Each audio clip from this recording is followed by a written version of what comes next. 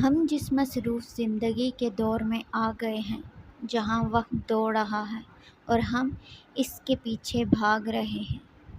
دن ختم ہو جاتا ہے لیکن ہمارے کام ختم نہیں ہوتے۔ ہر بڑھتے دن کا سورج پچھلے ادھورے کام کی تھکن کے ساتھ طلوع ہوتا ہے۔ آپ کو یوں لگتا ہے کہ ساری دنیا دوڑ رہی ہے اور آپ کے قدم جیسے وہیں کے وہیں رکے ہیں، اور ایسے وقت میں سمجھ ہی نہیں آتا کہ قرآن کو وقت کیسے دیں۔ تو پتہ ہے اللہ تعالیٰ یہ سب پہلے سے جانتا تھا۔ وہ ہزاروں لاکھوں سال پہلے سے جانتا تھا کہ ایسا وقت آئے گا۔ وہ یہ بھی جانتا تھا کہ وقت ایسے ہی تیزی سے گزرے گا، اور یہ بھی جانتا تھا کہ اتنی فاسٹ ٹیکنالوجی کا دور آ جائے گا۔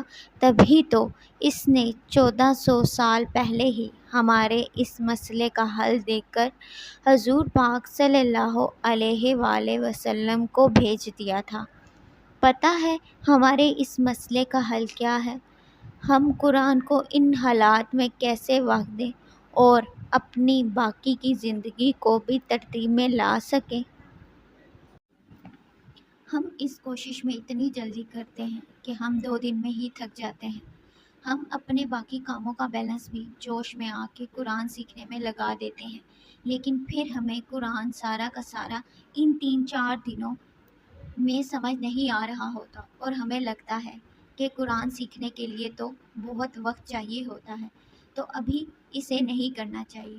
قرآن کی حرمت یہی ہے کہ اسے سکون سے بیٹھ کے پڑھا جائے، لیکن پتہ ہے آپ غلط ہیں۔ قرآن سکون کے اوقات میں پڑھنے کے لیے نہیں ہے، بلکہ قرآن ہی تو سکون حاصل کرنے کے لیے ہے۔ وہ وقت جس کی آپ اپنی آگے کی زندگی سے امید لگا کے بیٹھے ہیں کہ یونیورسٹی کے بعد سٹارٹ کروں گا، شادی کے بعد وغیرہ وغیرہ، تو لکھوا لیں۔ آگے کی زندگی اس سے بھی زیادہ تیزی اور مصروفیات والی ہونی ہے۔ اب نہ تھام سکے قرآن تو لکھ لیں، آگے زیادہ مشکل ہوگی۔ رسول اللہ صلی اللہ علیہ وآلہ وسلم نے فرمایا، جس نے کتاب اللہ کا ایک حرف پڑھا، اسے اس کے بدلے 1 نیکی ملے گی، اور 1 نیکی 10 گنا بڑھا دی جائے گی۔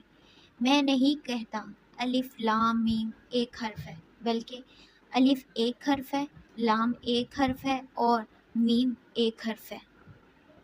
اس حدیث مبارکہ میں آپ کو نہیں لگتا کہ ہمارے لیے ایک سیکرٹ میسج چھپا ہوا ہے؟ حضور پاک صلی اللہ علیہ وآلہ وسلم ہمیں سکھا رہے ہیں کہ جلدی اور تیزی سے تمہارے اعمال بہترین نہیں بنیں گے، بلکہ شائستگی سے کرنے سے کام بنے گا۔ کیوں؟ ایک حرف پر ہی اللہ 10 نیکیوں سے نواز رہا ہے ہمیں۔ کوئی تو حکمت ہوگی نا۔ وہ حکمت یہی ہے کہ قرآن ایک وقت میں اور جلدی میں ہمیں سمجھ نہیں آ سکتا، تبھی تو اللہ نے بھی اسے 22 یا 23 سال کے عرصے میں تھوڑا تھوڑا کر کے نازل کیا تھا۔ قرآن سیکھنے کے لیے تحمل چاہیے ہوتا ہے۔ اللہ تعالیٰ ہماری اس جلد بازی والی فطرت کو جانتے ہیں، تبھی تو وہ ہمیں پہلے ہی ریوارڈ بھی بتا رہے ہیں۔ دیکھو، ایک حرف کے بدلے میں ہی 10 نیکیاں مل جائیں گی، تو کیا کرو۔ ایک اور حدیث میں اس کا جواب ملتا ہے۔ سیدنا عبداللہ بن عباس رضی اللہ تعالیٰ عنہ سے مروی ہے کہ رسول اللہ صلی اللہ علیہ وآلہ وسلم نے اپنے رب سے روایت کرتے ہوئے فرمایا، بے شک تیرا رب نہایت رحم کرنے والا ہے۔ جو آدمی نیکی کا ارادہ کرتا ہے لیکن اس پر عمل نہیں کر پاتا، تو اس کے لیے 1 نیکی تو لکھ دی جاتی ہے، اور اگر وہ اس پر عمل کر لیتا ہے تو وہ اس کے لیے 10 سے 700 گنا تک بلکہ کئی گنا بڑھا کر لکھی جاتی ہے۔ لیکن اگر کوئی برائی کا ارادہ کرتا ہے اور وہ اس پر عمل نہیں کرتا، تو اس وجہ سے اس کی 1 نیکی لکھ دی جاتی ہے، اور اگر وہ اس پر عمل کر لیتا ہے تو اس کے لیے 1 برائی لکھی جاتی ہے، یا اللہ تعالیٰ اس کو بھی معاف کر دیتا ہے۔ اب اللہ تعالیٰ کے ہاں وہی ہلاک ہوگا جس نے ہلاک ہی ہونا ہے۔ اس میں ہمیں سکھایا جا رہا ہے کہ نیکی کے لیے زیادہ کام کرنے کی ضرورت نہیں ہے، نہ جلدی کی ضرورت ہے، بلکہ وہ جو ایک چھوٹی سی نیکی آپ کر رہے ہیں، اسی کو اتنا خوبصورت بنا لیں کہ اس کا اجر 10 گنا سے 700 گنا بن جائے۔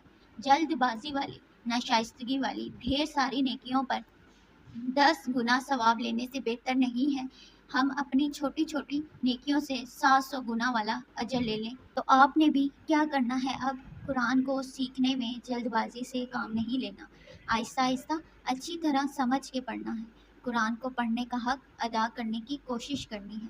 صحابہ اکرام بھی قرآن کی ایک سورت کو سمجھنے اور اسے حفظ کرنے میں کافی زیادہ دن لگا دیا کرتے تھے، تو آپ کیوں جلد باز بن رہے ہیں؟ اگر آپ ہر روز قرآن کی صرف ایک آیت کو بھی سمجھنے کی کوشش کریں اور اس پر عمل کریں اور صرف 10-15 منٹ اس کو سمجھنے پر لگائیں اور اپنے مصروف کاموں میں بھی اس سے مدد حاصل کرنے کی کوشش کریں، تو کیا اللہ کو آپ کی یہ کوشش پسند نہیں آئے گی؟ تو آئیں مل کر خود کو اس مصروف زندگی میں بھی قرآن سے جوڑ کے دکھائیں اور اپنی ایک نیکی کو 700 گنا کے برابر بنانے کی کوشش کریں۔